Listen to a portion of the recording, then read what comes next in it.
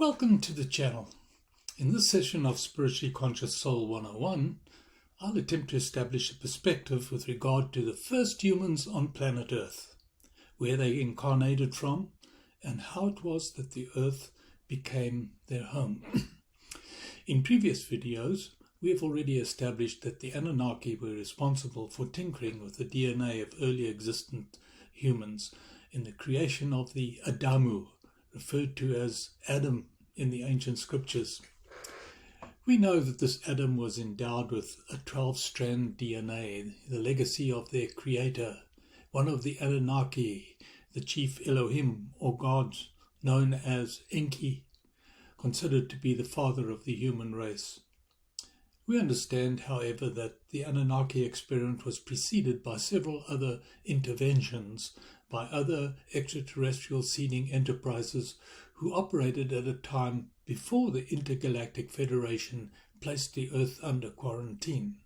That is, to prevent the unscrupulous tinkering by extraterrestrials who did not have the interests of their progeny at heart, and in particular seeders who violated the universal law of free will for their incumbent incarnating souls. To better understand the protocols that had been put in place for the seeding of human life on Earth, I return to the book by Elena Denan, The Seeders. The Intergalactic Federation, which is responsible for the oversight of the Earth, deployed the 24 seeder civilizations, who in turn are committed to the human soul evolution program. The initiation of this program produced the parameters under which 22 ongoing experiments catered for the enhancement of growth and increased spiritual proliferation of the soul. These experiments added to the complexity and sophistication of the human species we are today. I'm not sure where the Anunnaki fit into the 24-seeder soul enhancer program, as I counted only 20 in Elana's expose of the seeder race participants in her book, which means that another possible explanation might suffice for our comprehension. That only 22 experiments had initially been sanctioned by the intergalactic oversight, and with the inclusion of the Anunnaki and one other group, whose identity I will mention later in this talk, would saturate the 22 experiments originally sanctioned for humanity's evolution. That is, only a further 20 experiments were to be carried out because of the inclusion of the two I've just mentioned. It may be that the Anunnaki were recognized as having a significant input to human DNA and were thus allowed to participate in the program. It is significant then that our modern human DNA comprises the DNA of 22 different civilizations and is a sort of prize sought after by many other civilizations. The quarantine of Earth is a significant introduction to the dimensional landscape of our solar system, and it came about because of the group I alluded to earlier that, according to Ra, incarnated on the Earth about 75,000 years ago from Mars. Mars was a livable planet with an atmosphere and breathable air until its denizens went to war with one another. Atomic weapons were their downfall and eventually resulted in the complete poisoning of their beautiful planet. There were a group of guardians in oversight who took matters into their own hands and decided to save the souls whom all perished due to the cataclysmic destruction of their environment. The guardians did this in a manner that did not please others who also held such appointments over planets in the galaxy. The guardians of Mars used a type of non-productive birthing that consisted of genetic material preparation for future incarnations. They then melded the Mars group mind collective of their souls with their own for transfer to a new home when such a venue could be found. This action angered the other guardians, as it was felt that the free will of the Martian collective mind group had been abridged. That is, they were given no say in the matter of their transfer to another area of the universe. According to Ra, this is deemed as an increasing amount of distortion from its original form, a form of existence that exists only in the eighth density, where all is in the pure form of the one mind. That is, when such principle is adopted beyond the eighth density into the succeeding octave, it is seen as a distortion of the pure form. This goes for any other pure principle within the eighth density. The first distortion is free will.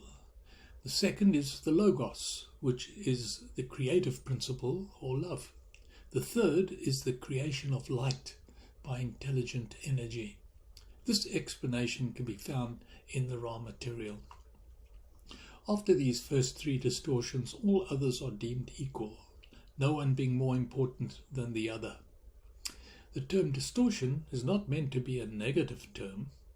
It is simply a change of conditions where the active principle, under the one universal mind, is moved from oneness to a singular, as in me, and for a dual purpose, as in we, as it is found in all the other densities.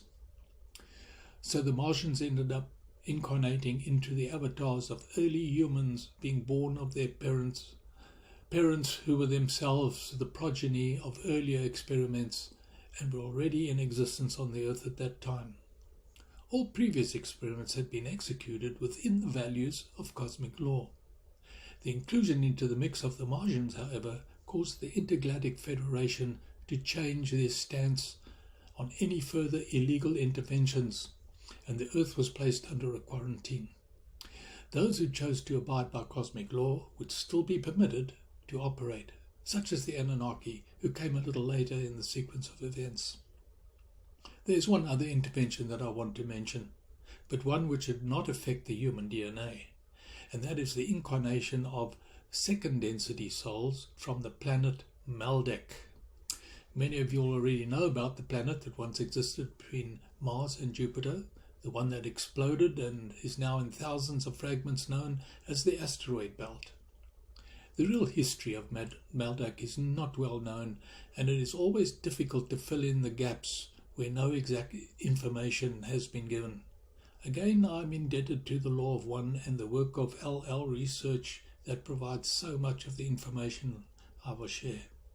Some of the gaps I was able to fill in came from a book called The Legend of Planet Maldek, the Fifth Planet to Earth, by Emmanuel Corey.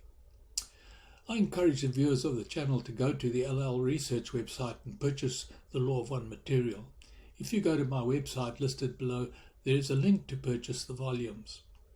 Maldek existed as a beautiful planet about 10 million years ago, before the Earth formed. At some unknown time, the inhabitants went to war with each other and used a potent version of the hydrogen bomb, and by doing so completely destroyed their planet. The entire inhabitants were killed in the process. According to Ra, the departed souls were so traumatized that they lost their innate sense of self-awareness and became a tangled knot of fear.